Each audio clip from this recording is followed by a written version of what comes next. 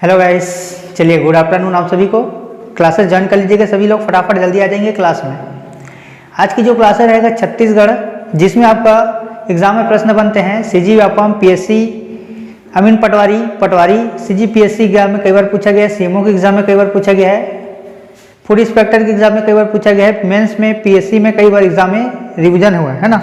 तो आज की क्लासेस रहेगा, टॉपिक रहेगा सोमवंशी वंश, सरपुरी वंश, बालार्जुन और आपका शिवगुप्त वाला क्लास रहेगा। और इसके बाद आपका लक्ष्मण मंदिर से एग्जाम में प्रश्न बनते हैं। जो टॉपिक एग्जाम में प्रश्न बनते हैं वो टॉपिक मैं आपको कराने वाला हूँ, ठीक है। तो जल्दी जल्दी आप लोग क्लास में ज्वाइन कर लीजिएगा। और पहली बार हमारे चैनल को देख रहे हैं जो पहली बार हमारे वीडियो को देख रहे हैं, क्लिक करके वो वीडियो को सब्सक्राइब कर लेना। ये जो क्लास है छत्तीसगढ़ पुलिस भर्ती, फॉरेस्ट गार्ड है ना, और आपका अमीन पटवारी आने वाले प्रयोगशाला परिचारक के लिए, तो सभी लोग सब्सक्राइब करके रख लेना जो लोग पहली बार हमारे चैनल को देख रहे हैं। और बेल आइकन की जो घंटी रहती है आपको क्लिक करके रखना है ऑल पर, ठीक है। चलिए क्लास करते हैं। सबसे पहले सरपुरी वंश की क्लास में आपको टॉपिक में बाद में बताऊंगा, पहले हम देख लेते हैं सोमवंशी वंश, ठीक है। तो सोमवंशी वंश में सबसे पहले जो मैं आपको बताया था शासनकाल के बारे में, तो चलिए शुरू करते हैं। सभी लोग ज्वाइन कर लीजिएगा फटाफट, चलिए क्लास स्टार्ट करेंगे। और नोट रख लीजिएगा, नोट सामने कॉपी पेन रख लीजिएगा, जो टॉपिक मैं आपको बताऊंगा क्लियर करना। सबसे पहले देखेंगे सिरपुर के पांडु वंश, ठीक है। तो सिरपुर के जो पांडु वंश है, इसके शासनकाल के बारे में बात करूं तो 6वीं से 7वीं शताब्दी। कौन सा है? 6वीं से 7वीं शताब्दी। शासनकाल के बारे में बात करूं तो शासनकाल आपका कौन है जी? इसका सिरपुर के पांडु वंश की स्थापना किसने किया है? इंद्रबल ने। अगर वास्तविक संस्थापक या फिर आदि पुरुष पूछा जाए तो इसका आंसर कौन सा होगा? उदयन। कौन है? उदयन, ठीक। राजधानी की बात करूं तो राजधानी आपका सिरपुर है, और सिरपुर में लक्ष्मण मंदिर प्रसिद्ध है, इसके बारे में आपको बताने वाला हूं। तो सिरपुर के चित्रांगतपुर, ठीक, नोट कर लें यहां तक। इसके बाद मैं बताऊंगा ताम्रपत्र। तो ताम्रपत्र कौन सा है? पेटिका, यानी कि शीर्ष लिपि में। याद रखेंगे कौन सा है? पेटिका शीर्ष लिपि में, ठीक है। अब संस्थापक में आपको पता है छत्तीसगढ़ का स्वर्णकाल किसे कहा जाता है, और ये कई बार एग्जाम में बार बार पूछा गया है। तो छत्तीसगढ़ का स्वर्णकाल बालार्जुन को कहा जाता है। किसको? शिवगुप्त बालार्जुन को। छत्तीसगढ़ का उत्कर्ष काल महाशिवगुप्त आपका तीवर देव। और छत्तीसगढ़ में मंदिरों का जो निर्माण काल है आपका पांडुवंशी शासक ने किया है, ठीक। यहाँ तक पूरा क्लियर। यहाँ से अगर क्वेश्चन आता है तो एक भी नहीं छूटेगा, ठीक है।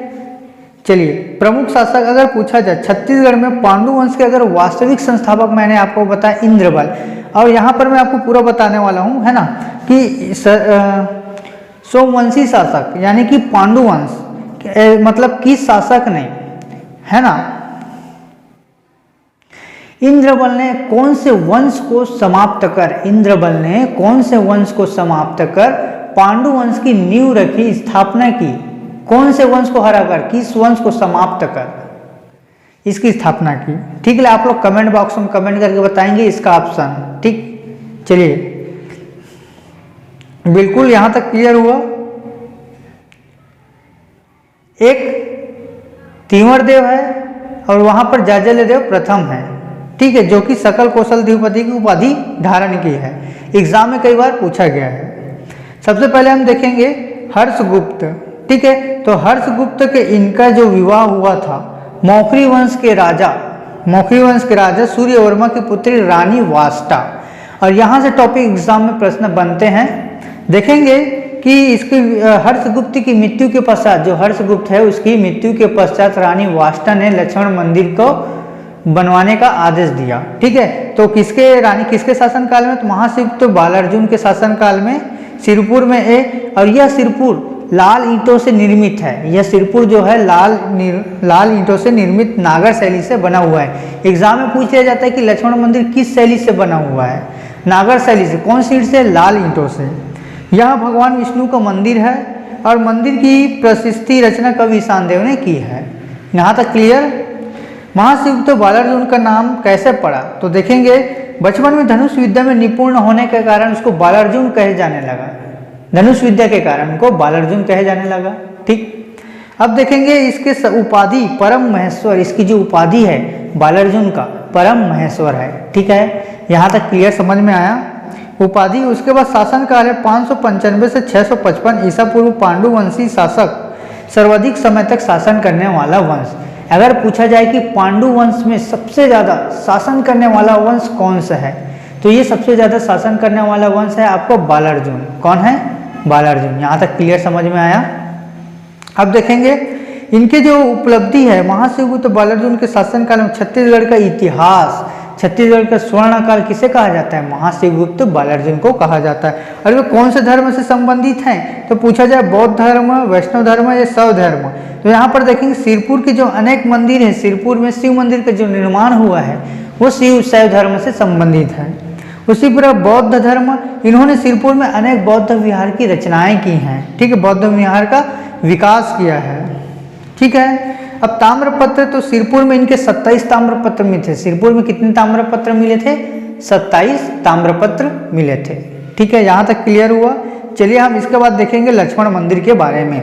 जैसे कि आपकी स्क्रीन पर एक इमेज दिख रहा होगा लक्ष्मण मंदिर, तो इसका स्थान है सिरपुर महासमुंद से लगा हुआ है। निर्माण है वाष्टा देवी द्वारा। किसने किया था? वाष्टा देवी ने किया था। और पूर्ण है आपका महाशिवगुप्त बालार्जुन देव समर्पित भगवान विष्णु की मंदिर है। जिन्होंने मतलब जिन जिन लोगों को यहाँ सिरपुर मंदिर प्रसिद्ध, वहाँ घूमने गए हैं, तीर्थ स्थल है, वहाँ लोग आप लोग प्रसिद्ध मंदिर सिरपुर मंदिर के बारे में जो कुछ भी जानते हैं आप लोग इस वीडियो में कमेंट करके बताएंगे। ठीक है, जो भी जानते हैं सिरपुर मंदिर के बारे में, क्या प्रसिद्ध है, क्या चीज़ है वहाँ, क्या घूमने लायक है, क्या चीज़ है, सिरपुर मंदिर, लक्ष्मण मंदिर के बारे में क्या जानते हैं आप लोग, इस वीडियो में कमेंट करके बताएंगे उसके बारे में अधिक जानकारी। ठीक है, शैली की मैं बात करूं तो एग्जाम में प्रश्न बनते हैं नागर शैली। लक्ष्मण मंदिर जो है आपका नागर शैली से निर्मित है। ठीक है, और लक्ष्मणेश्वर मंदिर खरौद यानी कि जांजगीर चांपा आप सभी को मालूम होगा, निर्माण है ईशान देव ने। निर्माण किसने किया है? ईशान देव ने। ठीक, देव समर्पित है भगवान शिव का मंदिर है। 1.25 लाख चावल एवं छिद्र के लिए प्रसिद्ध है और साथ ही इसके कारण इसे लाखा चौर मंदिर के नाम से भी जाना जाता है। अगर एग्जाम में पूछ लिया जाए कि लाखा चौर मंदिर किस नाम से जाना जाता है, तो लाखा चौर मंदिर आपका लक्ष्मणेश्वर मंदिर। ठीक है, जीर्णोद्वार कलचुरी शासक रत्नदेव तृतीय के सेनापति कौन है? गंगाधर राव के द्वारा किया गया था। चलिए शासक काल देख लेते हैं। त्रिकलिंगवती। ठीक है, बिल्कुल उपाधि एग्जाम में प्रश्न पूछते हैं, ये इंपॉर्टेंट है, नोट करेंगे। त्रिकलिंगवती की उपाधि किसने शासन की थी? तो ये आपका सोमवंशी शासक ओडिशा का। सकल कौशलधिपति तीवरदेव और पृथ्वीदेव प्रथम। जैसे कि आपको बताया एक पृथ्वीदेव प्रथम है कलचुरी शासक शासनकाल वाला, और इसके बाद है तीवरदेव। कल की क्लासेस में आपकी रहेगी कलचुरी वंश से संबंधित प्रश्न जो आपके एग्जाम में प्रश्न बनते हैं। जाजल्यदेव, पृथ्वीदेव, रत्नदेव, ये सभी के सभी टॉपिक एग्जाम में, हर एक एग्जाम में क्वेश्चन बनते हैं। चाहे व्यापम, पीएससी, कोई भी एग्जाम की तैयारी करें, चाहे प्रयोगशाला परिचारक, प्यून, चपरासी, जो भी एग्जाम की तैयारी करें, क्वेश्चन बनते हैं। ठीक है, उसके बाद है पर महेश्वर महाशिवगुप्त पांडु वंश से संबंधित है। भोगवतीपुरेश्वर छिंदक नागवंशी शासक। और अब सेंट ऑफ जेरूसलम की उपाधि किसने धारण की थी? रुद्र प्रताप देव ने। ठीक, इसके बाद परम भागवत है पांडुवंशी शासक। यहां तक क्लियर हो गया।